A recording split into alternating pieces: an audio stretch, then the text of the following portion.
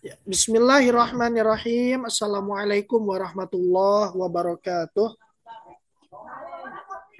Waalaikumsalam warahmatullahi wabarakatuh. Alhamdulillah, tsumma sholatu ala rasulillahi wa ala alihi wa mawalah amma ba'du. Ya, Alhamdulillah pada hari ini ya, insya Allah kita lanjutkan kembali pelajaran bahasa Arab kita. Ya, semoga kita diberikan keistiqomahan untuk tetap ngaji, tetap belajar ya, karena begitulah istiqomah itulah yang susah. Kalau mulai mah mudah, yang susah adalah mempertahankannya. Ya, Bismillahirrahmanirrahim. Kita masih di awal-awal, masih membahas seputar pembagian kalimah menjadi tiga, menjadi isim, fiil, dan harap.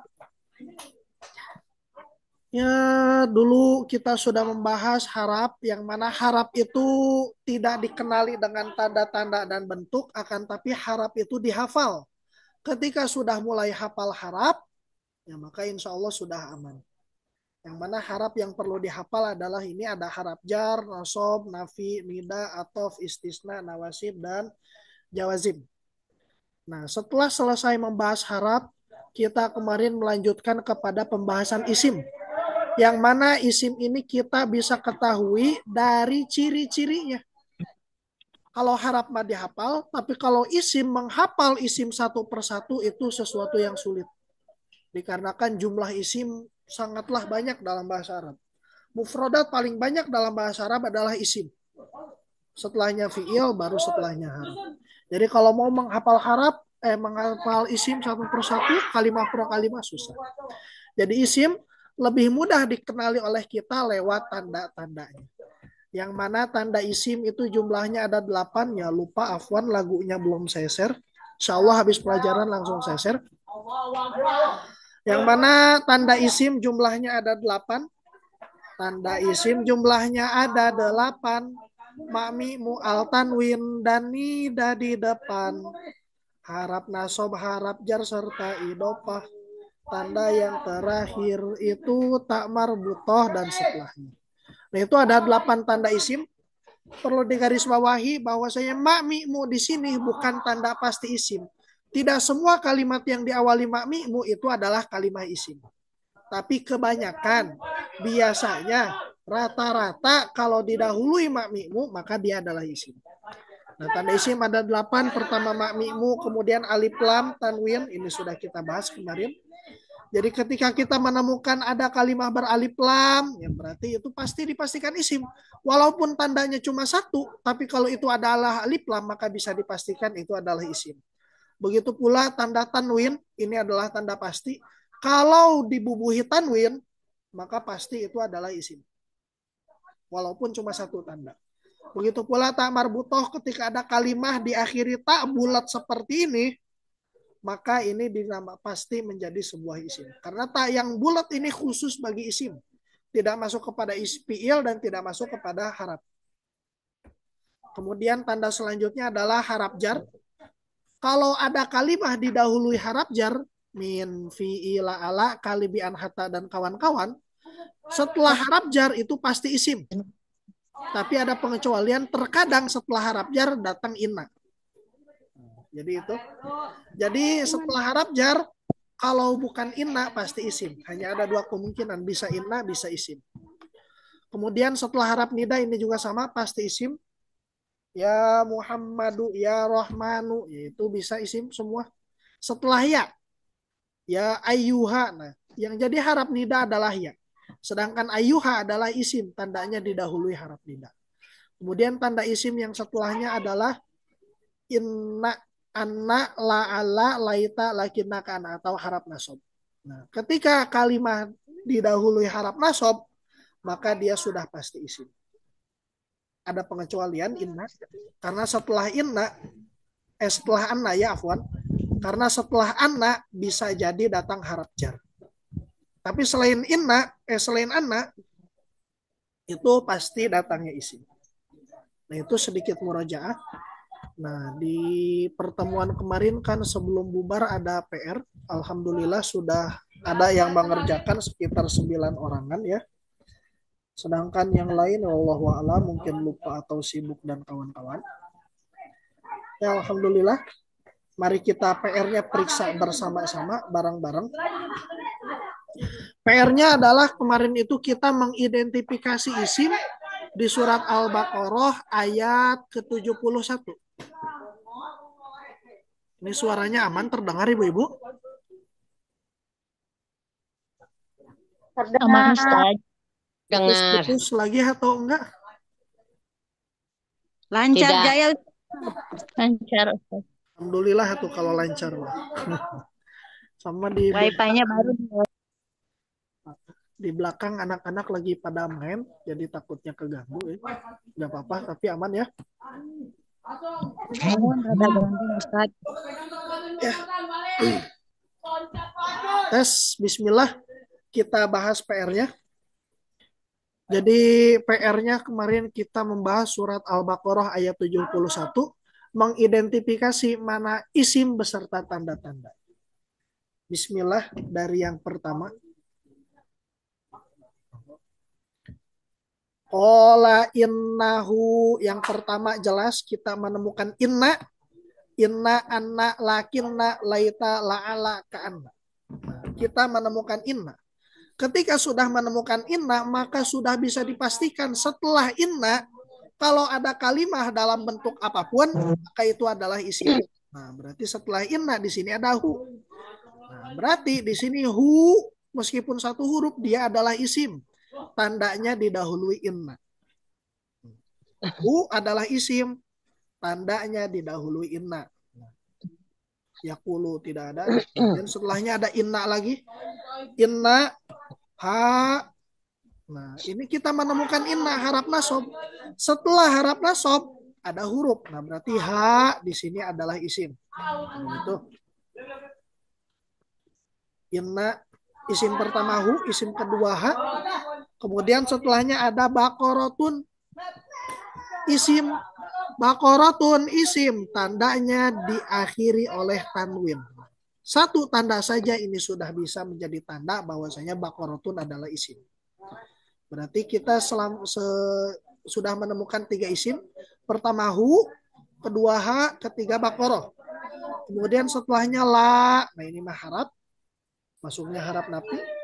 Kemudian setelahnya zalulun. Kita menemukan kalimat isim lagi. Zalulun. Nah ini tanda isim. Zalulun isim. Tandanya diakhiri oleh tanwin. 4. Kita bulet-buletin ya. 1 hu. 2 ha. 3 bakoroh. 4 zalul. Kemudian tusiru di sini tidak ada tanda isim sama sekali, tidak ada makmimu, tidak ada tanwin, tidak ada alif lam, tidak ada harap jar, idopa dan kawan-kawan. Kemudian selanjutnya al ardo, di sini kita menemukan kalimat isim. Di sini kita menemukan tanda isim yaitu alif lam. Kalau tusiru ini tidak ada tanda maka kita lewat dulu. Yaqulu tidak ada tanda maka kita lewat. Nah, al ardo. Nah, di sini ada alif lam. Al-ardo isim, tandanya dibubuhi alif lam. Wala tasti, wa di sini wa atop, la-nya la harap nafi. Tasti di sini tidak ada tanda isim sehingga kita lewat. Selanjutnya ada kalimat al-harfa. Ini isim juga. Di tandanya adalah dibubuhi alif lam. Kemudian isim selanjutnya kita menemukan musallamatun. Tandanya ada tanwin. Kemudian la di sini harap nafi. Syiata di sini tidak ada tandanya, jadi kita lewat dulu. Fi, nah di sini kita menemukan fi.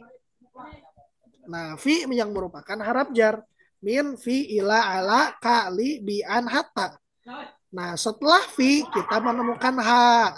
Nah, berarti fi harap jar, ha di sini adalah isim. Tandanya didahului fi. Nah, kemarin ada yang ketinggalan fi ha-nya. Fiha, fiha. Ada satu yang menjawab, sisanya ketinggalan fihanya. Dari tugas yang dikirim ya, kebanyakan fihanya ketinggalan. Fiha, iya, ketinggalan. Nah, fiha isim. Dari tugas yang dikirim kemarin yang mencantumkan fiha sebagai isim, ha sebagai isim ditandai oleh fi hanya satu ya, berarti lebih diteliti lagi. Kemudian kolu ini tidak ada tanda isim lewat. Nah, selanjutnya yang masuk ke ranah isim adalah al ana. Ini alif lam ya. Al alif lam. Kemudian isimnya adalah ana. Ana isim. Tandanya diawali oleh alif lam. Kemarin ana al ana ada yang ketinggalan juga. Iya. Di tugas yang dikumpulkan kemarin anak al ana banyak yang ketinggalan. Nah, ini isim tandanya ada alif lam. Kemudian selanjutnya bil haqi juga isim. Nah, ini tandanya ada dua. Pertama didahului harap jar, kedua didahului oleh alif lam. Jadi tanda al haqi ada dua, harap jar dan alif lam. Kemudian fadzabahuha di sini tidak kita temukan tanda isim, tidak diawali ma'mi'mu, tidak diawali harap-harap, tidak ada tanwin dan alif lam tak marbutoh sehingga kita lewat. Wama tidak ada tanda-tanda, kadu juga sama, tidak ada tanda, yaf'alun juga sama, tidak ada tanda-tanda isim. Begitu, jadi di sini kita menemukan 1, 2, 3, 4, 5, 6, 7, 8, 9, 10 isim. Kita menemukan 10 isim. Ini ada yang kelebihan. Siapa kelebihan ini? Ya syata, betul. La syata. Oh ya astagfirullah. Saya yang kelewat ya afwan. Syata. Nah, ini isim juga. Tandanya ada tak marbutoh. Tadi kelewat afwan ya. Syata isim tandanya diakhiri tak marbutoh. Jadi total ada 11 isim. Alhamdulillah kemarin ada satu yang jawab betul semua. Ada yang jawab cuma 6 isim, ada yang jawab cuma 1, 2, 3, 4, 5, 6, 7, hanya ada 7 isim. 1, 2, 3, 4, 5, 6, cuma ada 6, ada yang jawab cuma 6, ada yang cuma 6 juga, dan seterusnya. Ya begitu, Alhamdulillah.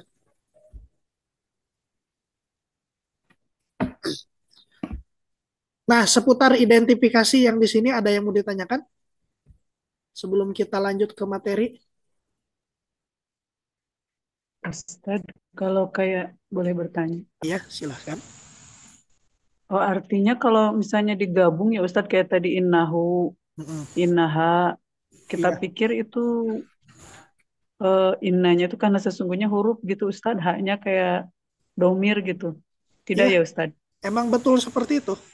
Innanya harap, Hmm. yang jadi isim adalah hu, karena domir itu masuk ke dalam isim, kan namanya isim domir. Jadi betul. Oh iya iya. Oh iya iya Ustadz. Jadi yang Baru isim cuma mengerti. hu-nya saja, sedangkan inna hanya sebagai tanda. Oh iya iya Ustadz. Begitu pula Iya iya. tadi bil haki, nah ini bi-nya harap tidak termasuk isim bi-nya, bi-nya harap. Yang masuk ke dalam isim adalah al hakinya. Begitu. Oh iya, isim domir ya, bukan. Isim Oh iya domir. iya. Oh iya. Iya Domir Ustadz. masuk ke Syukran dalam Ustadz. ranah isim. Ada lagi? Iya, syukran. Sudah Afwan. Ustadz. Ustaz, mau Ya, bertanya. silahkan. Yang yang al-ana bukannya itu keterangan? Keterangan. Eh, sekarang kan artinya al-ana teh ya, Iya. tapi masuk isim juga. Masuk isim. Al anak masuk isim, tandanya alif lam. Jadi mau artinya seabsurd apapun, kalau diawali alif lam maka dia pasti isim. Sekarang Oh gitu. menunjukkan kan keterangan waktu tempat. Ya, Ya. tapi kalau diawali Saya, oleh alif lam maka dia isim. oh gitu. Saya kira teh itu bukan isim karena itu keterangan gitu. Walaupun alif lam. Karena isim itu maknanya luas. Bukan hanya kata benda dan nama-nama, keterangan waktu dan tempat juga bisa masuk isim. Oh iya. Isim maknanya sangat luas. Tidak terbatas pada nama, tidak terbatas pada benda. Sifat-sifat, keterangan, waktu, tempat, semuanya masuk ke ranah isim. Iya. Syukron Ustaz. Wan, ada lagi? Ya, bismillah. Kalau tidak ada mah, alhamdulillah. Insya Allah kini anggap aman ya. Tidak ada lagi mah. Sebentar.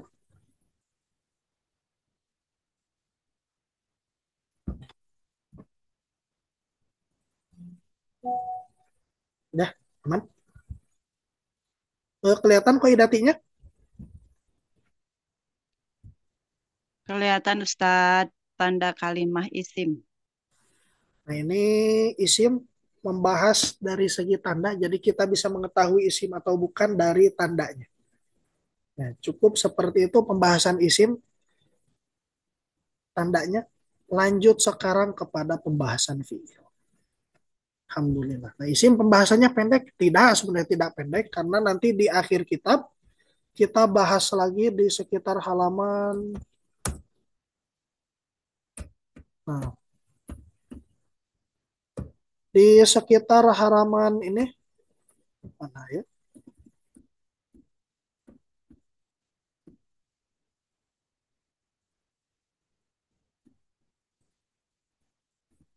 Oh, panjang ya. Pembahasan isim sebenarnya masih panjang. Nah, nanti di halaman 53 kita belajar pembagian isim menjadi beberapa kategori. Jadi yang kemarin kita pelajari, kita hanya membahas atau mengenali isim secara umum. Mengenali isim lewat tanda-tandanya. Sedangkan pembagian isim yang lebih dalam insya Allah kita dibahas nanti. Setelah kita selesai membahas fi'il. Jadi begitu untuk sekarang kita ngikutin qaidati. Jadi cukup kita ketahui isim lewat tanda-tandanya dulu. Ketika menemukan tanda isim, oh berarti itu adalah isim. Nah, kita lanjut ke dalam fi'il. Kepada fi'il mengenal kalimat fi'il. Jadi isim, penjelasan lebih detailnya nanti. Jadi hanya dibahas tanda-tandanya secara singkat. Nah, baru sekarang kita bahas panjang lebar fi'il. Bismillah, masuk ke ranah fi'il.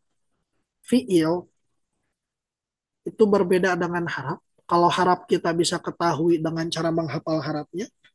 Kalau isim bisa kita identifikasi dengan mengenal tanda-tandanya. Tapi kalau fi'il, kita mengenal fi'il itu tidak lewat tanda-tanda. Meskipun ada tanda-tanda, tapi itu kurang membantu sebagaimana isim. Kalau tanda isim, ini hampir mayoritas isim pasti didahului oleh tanda. Berbeda dengan fi'il. Nanti meskipun di sini nanti kita bahas tanda-tanda fi'il, tapi tanda-tanda tersebut jarang muncul. Kebanyakan fi'il muncul tanpa tanda-tanda yang kita sebutkan. Oleh karena itu, fi'il itu kita kenali lewat ini. Ini di buletin. Jadi kalau isim dikenali dengan alamah, salah ketik. Nah, sedangkan fi'il, nanti kita akan mengenal fi'il itu melalui yang namanya ini sigoh. Sigoh. Sigoh atau bentuk kalimat. Jadi sigoh itu adalah bentuk kalimat.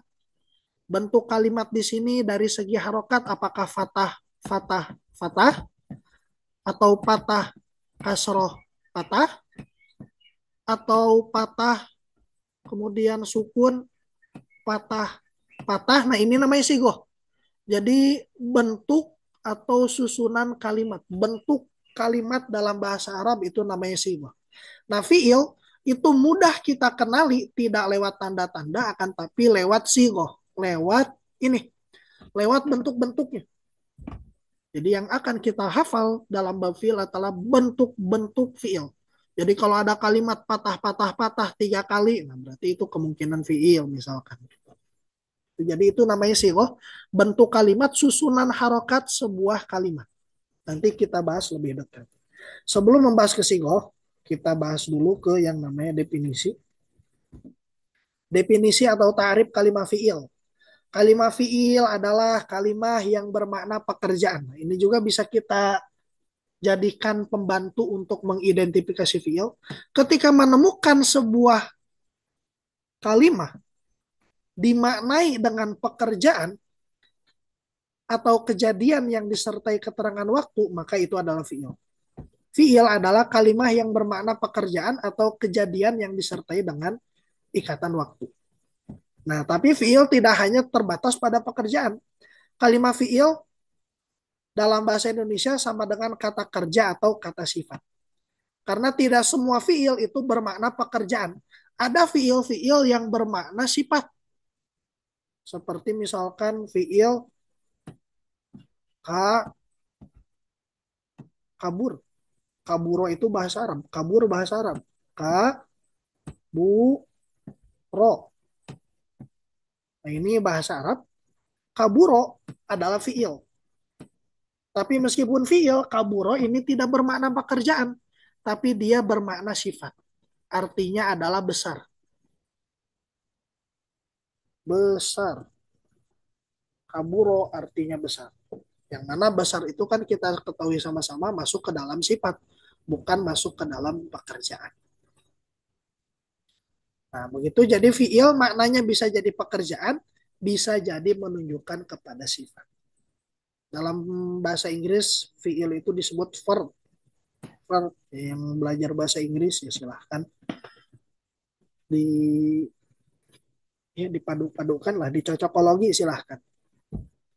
Nah itu definisi kalimat fiil. Jadi kalimat fiil adalah kalimat yang bermakna pekerjaan disertai dengan ikatan waktu. Nah ini yang penting. Karena terkadang ada beberapa fiil, beberapa isim juga menunjukkan kepada pekerjaan. Tapi yang membedakan isim dan fiil adalah ini, disertai dengan ikatan waktu. Ini adalah ciri khas fiil. Yang mana ciri khas ini ketika diterjemahkan ke dalam bahasa Indonesia terkadang hilang. Maksudnya hilang adalah ya ketika fiil diterjemahkan ke dalam bahasa Indonesia, terkadang sang penerjemah itu tidak sekalian membawa makna waktunya. Nanti kita contohkan seperti ini dalam Al-Quran. Nah, ini tadi kan ayat yang kita bahas. Nah, yang kita bahas tadi ada beberapa yang tidak kita masukkan ke dalam isim. Salah satunya yakulu, kemudian tuthiru, kemudian tasqi, ji'ta, ini juga tadi tidak kita bahas kan. Zabahu, fadzabahu, kemudian kadu juga ini tidak kita bahas. Yaf'aluna ini juga tadi kita tidak bahas atau tidak kita masukkan ke dalam isim. Nah ini yang kita buletin atau yang kita tinggalkan tadi tidak dibahas, ini masuknya ke dalam fiil. Nah tadi kita ketahui definisi fiil adalah kalimat yang menunjukkan kepada pekerjaan. Nah yakulu artinya dia berfirman. Berfirman adalah pekerjaan. Firman, perkataan, dia berkata. Itu pekerjaan, ngomong, bekerja. Kemudian selanjutnya tusti juga sama, tasti. Mengairi juga bekerja, pekerjaan, fiil. Kemudian kolu juga sama, berkata, pekerjaan. Jita juga sama, telah menerangkan, ngajar, pekerjaan. Zabahu, menyembelih, sembelih, pekerjaan juga. Nah itu fiil. Fiil adalah kata yang menunjukkan kepada pekerjaan. Tapi dalam bahasa Arab, fiil itu tidak hanya sebatas menunjukkan kepada pekerjaan saja, tapi disertai dengan ikatan waktu. Nah, yang tadi saya katakan, ketika fiil diterjemahkan ke dalam bahasa Indonesia, terkadang sang penerjemah itu tidak membawa keseluruhan maknanya. Jadi yakulu ketika diterjemahkan ke dalam bahasa Indonesia sebenarnya itu bukan artinya berfirman saja, tapi harus ada ikatan waktunya. Apakah telah atau sedang atau akan. Jadi tiga ikatan waktu yang bersamai fiil ada tiga. Masa lalu, masa sekarang, dan masa depan. Kalau masa lalu telah, masa sekarang artinya adalah sedang, masa depan artinya adalah akan. Dari fiil-fiil yang kita lingkari, 1, 2, 3, 4, 5, kita bisa menemukan yang diterjemahkan full itu hanya ini saja, jita. Saya katakan terjemahkan full atau diterjemahkan dengan keseluruhan makna, dikarenakan dalam kalimat jita ini dibawa telahnya, dibawa ketelangan waktu, telah. Berarti menunjukkan bahwasanya kegiatan menerangkan itu terjadi di masa lampau. Nah, ini mana fiil. Sebenarnya fiil itu harus didahului pasti dimaknai dengan waktu, pasti terikat dengan waktu, tidak hanya sebatas kepada pekerjaan saja, tapi terikat dengan waktu. Begitu pula ini pasti, ini maknanya tidak komplit, harus ditambahkan keterangan waktunya. Apakah telah, sedang, atau akan sesuai dengan jenis fiil. Sampai sini ada yang mau ditanyakan, Ibu-ibu? Jadi, fiil itu kalau dalam bahasa Arab, kalau dimaknai sebagaimana mestinya dalam kalimat bahasa Arab, fiil itu memiliki dua makna. Jadi maknanya harus ganda. Satu menunjukkan kepada pekerjaan, satu lagi menunjukkan kepada waktu. Jadi fiil tidak hanya menunjukkan kepada pekerjaan, tapi disertai dengan waktu. Kapan kejadian, kapan pekerjaan tersebut terjadi. Seperti yang ini, jita. Ketika kita melihat, mana kursor? Ketika kita melihat terjemahan dari jita, maka kita bisa sadari bahwasanya kegiatan menerangkan ini terjadi di masa lampau. Nah, begitu. Tapi kalau kita lihat arti tasqi mengairi. Nah, di sini kan kita tidak ketahui kapan melakukan kegiatan mengairinya. Apakah sekarang, ataukah nanti, ataukah sudah. Nah, ini artinya terjemahannya tidak komplit. Begitu. Jadi sebenarnya terjemahan-terjemahan Al-Quran ini, kalau kita memahami Al-Quran hanya dari terjemahan, memahami bahasa Arab hanya dari terjemahan, ya pemahamannya kurang menyeluruh, kurang sempurna. Karena ini kita lihat, fiil itu dimaknai dengan waktu dan tempat. Dimaknai dengan waktu dan pekerjaan. Tapi di terjemahan kita mendapati fiil-fiil di sini hanya diterjemahkan dengan pekerjaan saja tanpa disertai dengan keterangan waktu. Begitu, jadi maknanya kurang komplit. Jadi baru afdol, baru bisa memahami Al-Quran seluruhnya ketika kita yang memahami lewat bahasa Arab. Kalau lewat terjemahan, ada yang kurang. Salah mah tidak, tapi ada yang kurang. Nah, begitu, itu makna dari fiil, kata kerja yang menunjukkan kepada keterangan waktu dan tempat. Aman sampai sini, Ibu-ibu? Insya Allah, Ustaz. Nah, Insya Allah Ustaz. Mencerap. sebentar mau ngecas dulu. Laptopnya habis baterai.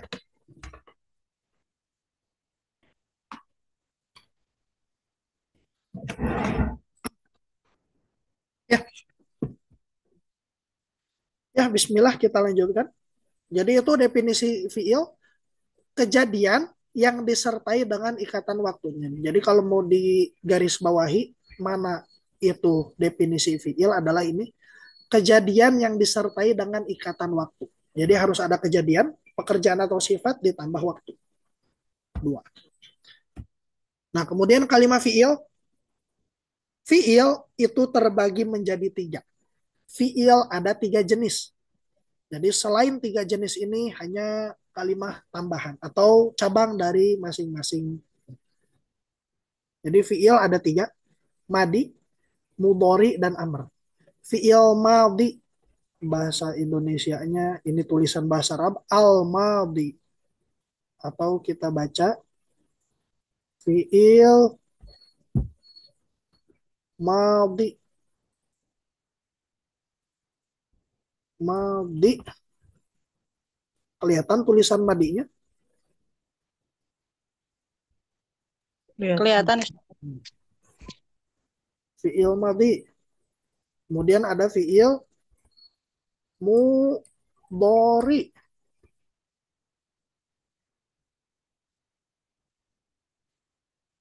Geser ke sini.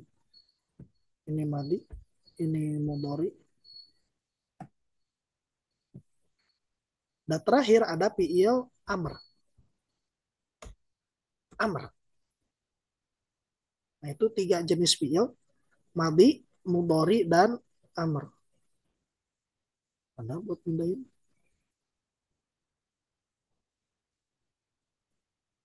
Nah, ini.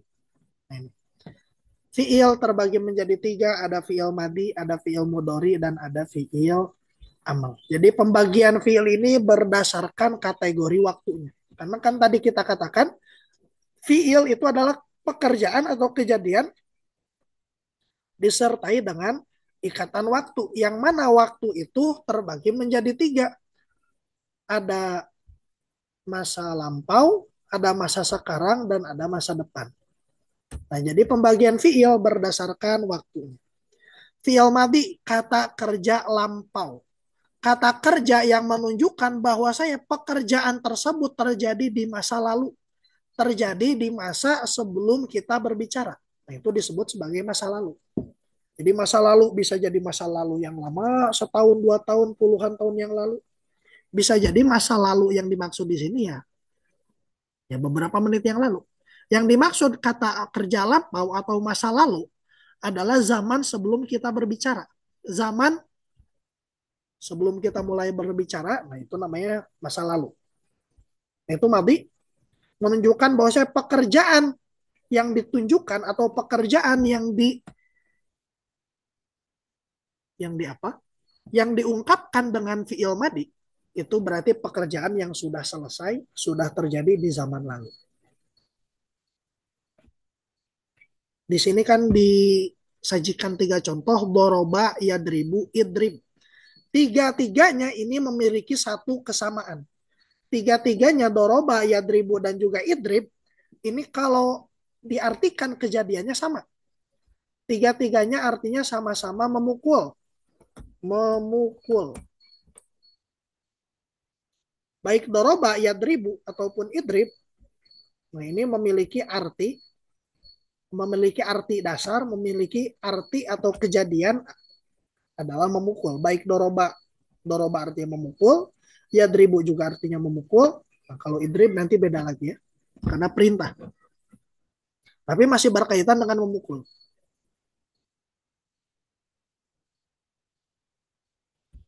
Nah, doroba, yadribu, idrib memukul. Yang membedakan, doroba artinya memukul, yadribu artinya juga memukul. Yang membedakan adalah ikatan waktunya.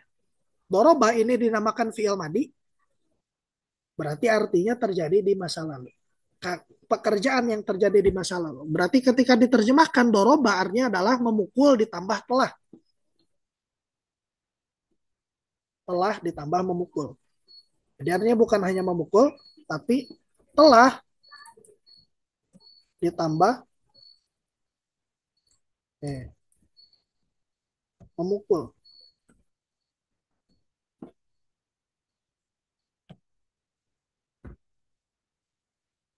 Kecilin ya. Nah, ini doroba artinya adalah telah memukul. Karena menggunakan fi'il madhi yang mana artinya adalah masa lalu. Kemudian fi'il jenis kedua adalah fi'il mudhari yang mana kata kerja sedang atau akan yang menunjukkan kepada masa sekarang atau masa depan. Masa sekarang itu artinya sedang memukul atau akan. Nah, jadi kalau yadribu artinya adalah